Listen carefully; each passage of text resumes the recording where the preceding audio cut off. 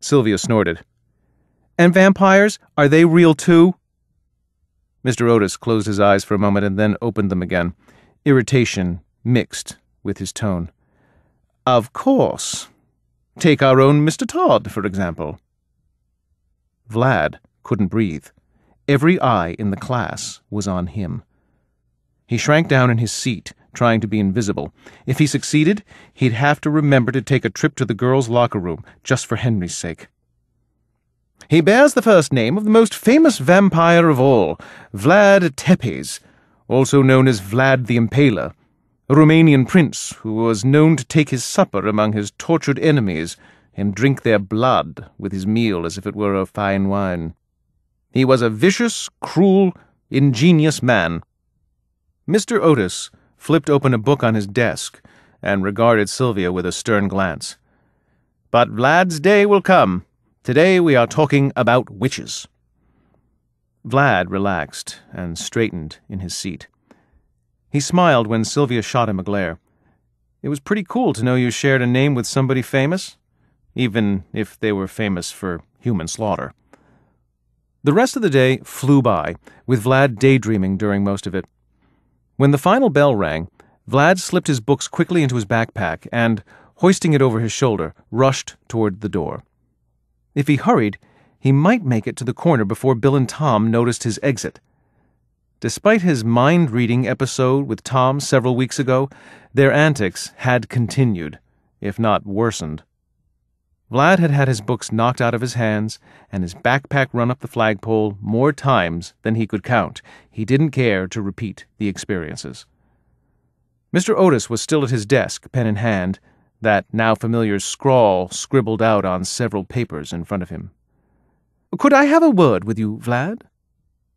Vlad hesitated, wondering if Mr. Otis had seen him in Mr. Craig's house the other night. He hadn't noticed anything particularly suspicious since then, but he'd been watching. Vlad dropped his bag on the floor, contemplating whether Bill and Tom would wait for him after school. They'd done it before and would again, he wagered, but there was no way he could rush off when his teacher had told him to stay. "Am I in trouble?" Mr. Otis raised his eyebrows in surprise. No, nothing like that. I merely wish to speak with you about a personal matter." "Oh, yeah?" Vlad had no clue what sort of personal matter his teacher might want to discuss with him. Then it hit him. Maybe Mr. Otis wanted to reveal that he had known Mr. Craig, that he knew something about Mr. Craig's disappearance, or worse, that he'd been involved. Vlad's imagination seized every resource in his brain and flashed chilling images of abduction and murder through his mind. Some of the scenes were quite grisly and made his stomach twist and turn. He squeezed his eyes shut and opened them again, his imagination's wanderings once more under control. Mr. Otis shifted in his seat, as if the subject of personal matters was making him uncomfortable. "I met your aunt yesterday at the market. She inquired about my perhaps joining you both for dinner some evening, but I told her I'd like to discuss it with you first. Does that make you uncomfortable at all?" Of course it made him uncomfortable. And a little nauseous, too, considering that his aunt had asked his teacher on what could be considered a date. But it would be the perfect opportunity to get Mr. Otis to spill his guts on just why his top hat was hanging in Mr. Craig's house. Vlad picked up his bag again and swung it over his shoulder. "I don't mind, but I should warn you, she's a terrible cook." Vlad smiled, and so did Mr. Otis. "I better go, though. Henry's waiting." He turned and slipped out the door, hoping that Henry was indeed waiting for him, or, at the very least, that Bill and Tom weren't. Vlad rolled over and cursed the alarm clock on his nightstand. It was almost 2 a.m, and he still couldn't sleep. He picked up the large book he'd found weeks ago in the attic and moved toward the door. The book was several inches thick. The leather of its cover felt old and warm in his hands. 2 big buckles were strapped across the front. Vlad ran his fingers over the locks thoughtfully and wondered, not for the first time, what the pages contained. A rebel floorboard near the door betrayed him and squeaked loudly under his foot. He placed his ear against the door and listened. Nothing. The door creaked as he pulled it open and peered into the dark library. It was empty, but for the sleeping presence of Amenti. Amenti was curled up in the leather wingback chair in the corner. She raised her head, blinked, and meowed at Vlad. Her tone, that of a question. "It's just me, Amenti." He slid open the candle drawer as quietly as he could. "What are you doing up?" Nellie's voice startled him, and he fumbled, nearly dropping the mysterious tome on his foot. Steadying his hands, Vlad smiled sheepishly at her. "Couldn't sleep. What about you?" She offered a chastising headshake, and then her smile bloomed. "Me neither. Want some tea?" By tea, she meant, of course, microwaved blood in a teacup. But Nellie had such a sweet way of making him feel completely normal. Not that being a vampire was bizarre or anything. Certainly not abnormal. But sometimes, when he was putting on his sunblock in the morning, or when Henry would describe the incredible lasagna his mom had made, he felt a small pang of jealousy for humans. They had it so easy. Try worrying about your fangs popping out at inopportune moments, or having to avoid garlic because one taste could make you deathly ill, or forcing yourself to stay awake all day even though down to the cellular level you were more of a night person. Oh yeah, humans had it way easy as far as Vlad was concerned. He followed Nellie down to the kitchen, where she dropped the kettle on the stove and heated up a cup of tangy blood for Vlad in the microwave. Vlad dipped a chocolate chip cookie into his cup and bit into it. Something about the taste of chocolate and blood mixed together in his mouth just felt right. Vlad sipped from his cup and picked up another cookie. Nellie dunked a tea bag into the steamy water in her mug. She ran a curious finger over the symbol on the front of the book. "What are you reading? I don't remember this. Is it one of mine?" "I found it in the attic. I'm not reading it, though."